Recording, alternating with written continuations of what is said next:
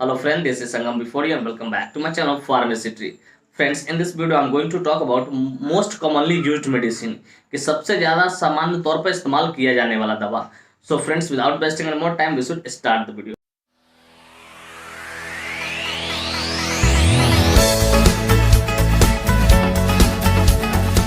Friends, video को शुरू करने से पहले कुछ बातें मैं यहाँ पे शेयर करना चाहूंगा जो कि आपके लिए एक तरह से वार्निंग है. फ्रेंड्स, यह वीडियो सिर्फ जानकारी के उद्देश्य से बनाया है. इस वीडियो को देखने के बाद कोई भी मेडिसिन आप खुद से ना लें, कतई सेल्फ मेडिकेशन न करें. Friends, actually I don't support self medication at all. So before taking any medicine you must consult your doctor. कि कोई भी दवा लेने से पहले आप अपने डॉक्टर से जरूर कंसल्ट करें. तो फ्रेंड्स, चलिए वीडियो की शुरुआत करें. फ्रेंड्स, आज का हमारा टॉपिक है मोस्ट कॉमनली यूज्ड मेडिसिन, कि सबसे ज्यादा जो साधारण तौर पे आमतौर पर दवा इस्तेमाल किया था उस बारे में हम लोग चर्चा करेंगे. तो फ्रेंड्स, इसको समझने के लिए मैं सारे मेडिसिन को कैटेगरी वाइज कर दूंगा. मैं क्या करूँगा, कैटेगरी में बांट दूंगा ताकि आपको अच्छे से सहजता से और शानदार तरीके से समझ में आए. फ्रेंड्स, एक और बात मैं यहाँ पे ऐड करना चाहूंगा. अगर आप जनरल प्रैक्टिशनर है तो ये वीडियो आपके लिए बहुत ज्यादा बेनिफिशियल होने वाला है. आप इसे बहुत आराम से देखिए, शुरू से लेकर अंत तक देखिएगा. तो फ्रेंड्स, सबसे पहले नंबर 1 में आता है जो सबसे ज्यादा इस्तेमाल किया जाने वाला मेडिसिन, वो एंटीबायोटिक कैटेगरी.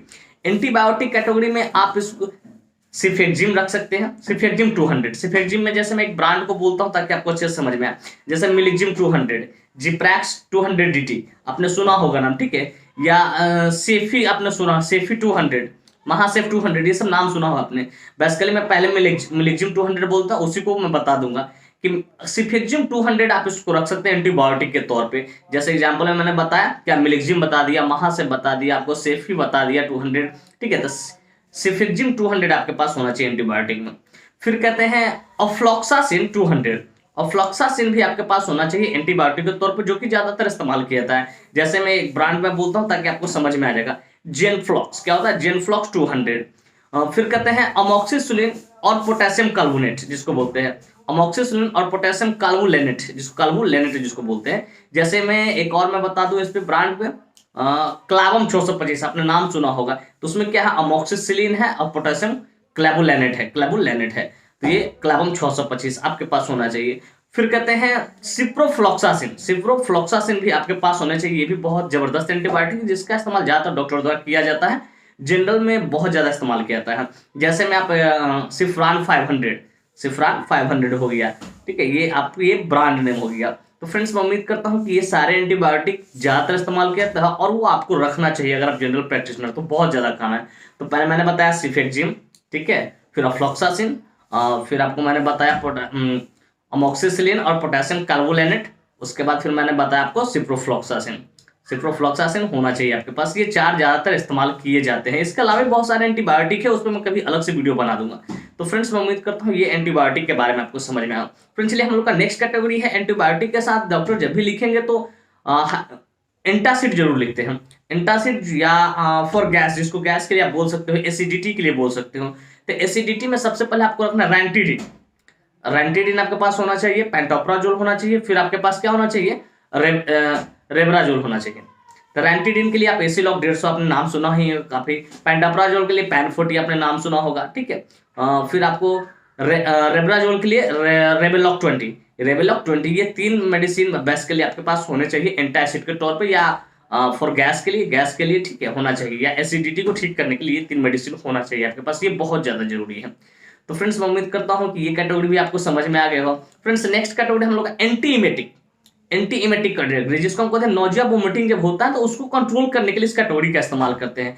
इसमें सबसे पहला आता है एंटीइमेटिक में सबसे पहला है मेटोक्लोप्रामाइड. अगर आपको समझ में नहीं आ रहा, ये मोलिक्यूल्स है, ठीक है. तो आपने नाम सुना होगा ब्रांड पेरिनोम का. पेरिनोम के अंदर मेटोक्लोप्रामाइड पाया जाता है.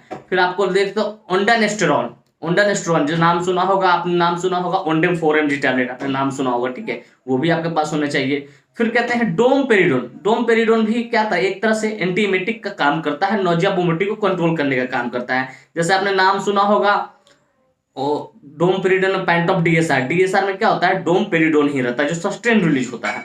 तो फ्रेंड्स, मैं उम्मीद करता हूं कि एंटीइमेटिक ड्रग भी आपको समझ में आए कि ये ड्रग आपके पास होना चाहिए.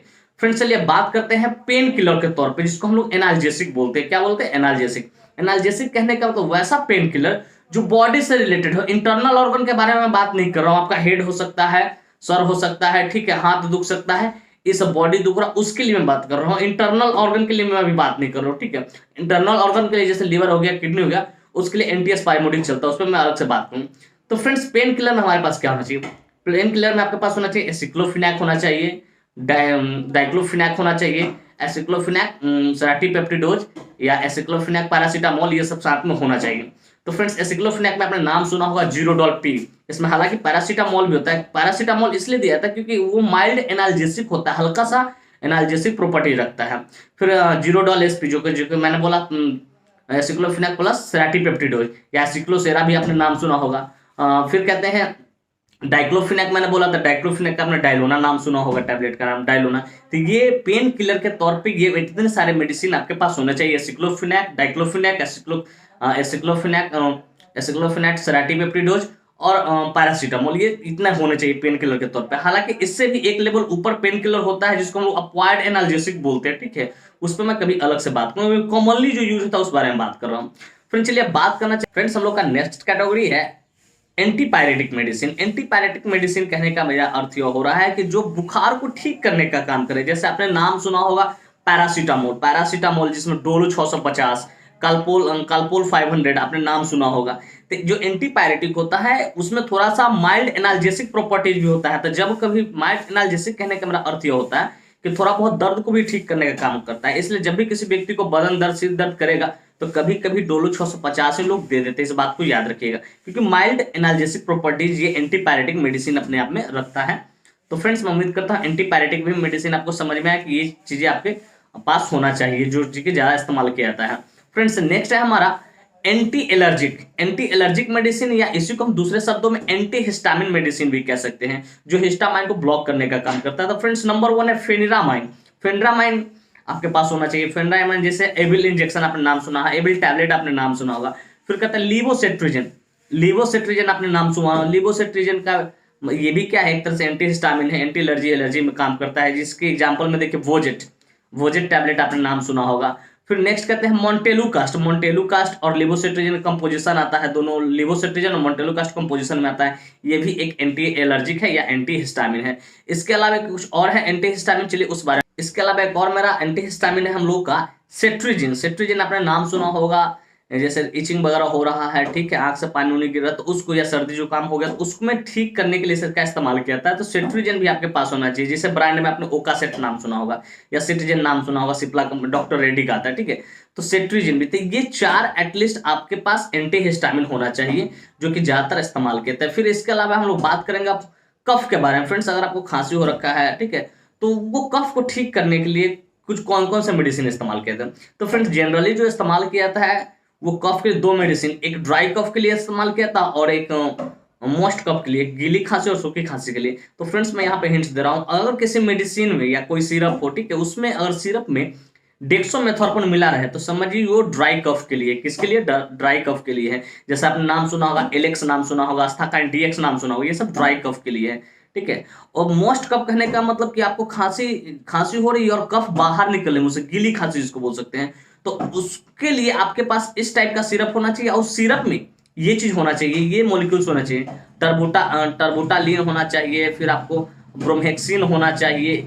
ये टर्बुटालिन और ब्रोमेक्सिन आपके पास जरूर होना चाहिए। अगर किसी कफ सिरप में ये टर्बुटालिन ब्रोमेक्सिन मिला हुआ है, ठीक है, तो समझिए वो मोस्ट कफ के लिए है। जैसे मैं ग्रिलिंगटस बीएम आपने नाम सुना होगा, ग्रिलिंगटस बीएम नाम सुना होगा। तो फ्रेंड्स मैं उम्मीद करता हूँ कि ये बात आपको समझ में आया कि ये कौन कौन सा सिरप इस्तेमाल किए थे ज्यादातर इसमें। तो फ्रेंड्स अब बात करता हूँ मल्टीविटामिन का, जिसको मल्टीविटामिन कहने का मतलब ओटीसी ब्रांड, जो कहीं भी बिना डॉक्टर के प्रिस्क्रिप्शन से आपको मिल जाए और ज्यादातर इसका इस्तेमाल किया जाता है, बहुत ज्यादा इस्तेमाल किया। जैसे मल्टीविटामिन में क्या A to Z हो गया, आपको मल्टीविटामिन में A to Z हो गया, जैसे मिथाइल कोबालामिन रहेगा, जिंक रहेगा, आयरन रहेगा, फॉलिक एसिड रहेगा, ये सारे ज्यादातर इस्तेमाल किए जाते हैं। फिर A to Z हो गया, सुप्राडिन हो गया, जिंकोबिट हो गया, ये सारे आपके पास होने चाहिए। तो फ्रेंड्स मैं उम्मीद करता हूँ ये बातें आपको अच्छे से समझ में आएगी कि कौन कौन सा मेडिसिन सबसे ज्यादा इस्तेमाल किया था। एंटीबायोटिक में मैंने 4 बता दिया, फिर आपको हाइपर एसिडिटी के लिए, गैस के लिए, एंटासिड के लिए सब मैंने बता दिया। फिर आपको एंटीमेटिक कैटेगरी के बारे में बताया, फिर मैंने एनाल्जेसिक पेन किलर के बारे में बताया, फिर मैंने आपको एंटीपायरेटिक के लिए बताया कि कौन कौन सा मेडिसिन आपके पास होना चाहिए। फिर मैंने आपको ड्राई कप, मॉइस्ट कप, ये दोनों के लिए बताया, फिर मैं आपको एमबीआई के लिए बताया, फिर एंटी हिस्टामिन के लिए बताया, एंटी एलर्जी के लिए बताया। और मैं उम्मीद करता हूँ कि ये सारे मेडिसिन ज़्यादातर इस्तेमाल किया जाता है और इसको आपने बखूबी तरीके से समझ लिया कि कौन कौन सा मेडिसिन ज़्यादातर इस्तेमाल किया जाता है।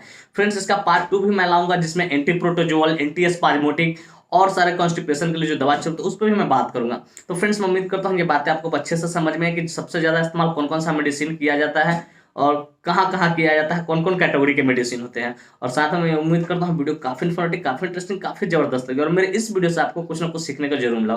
Friends, if you find this video informative interesting, hit the like button, subscribe my channel, don't forget to share it with your medical friends and common friends. Thank you for watching this video, bye bye, take care. फिर मिलते हैं next video में। तब तक स्वस्थ रहिए, मस्त रहिए, ख्याल रखिए अपना और अपने परिवार का। थैंक यू, धन्यवाद।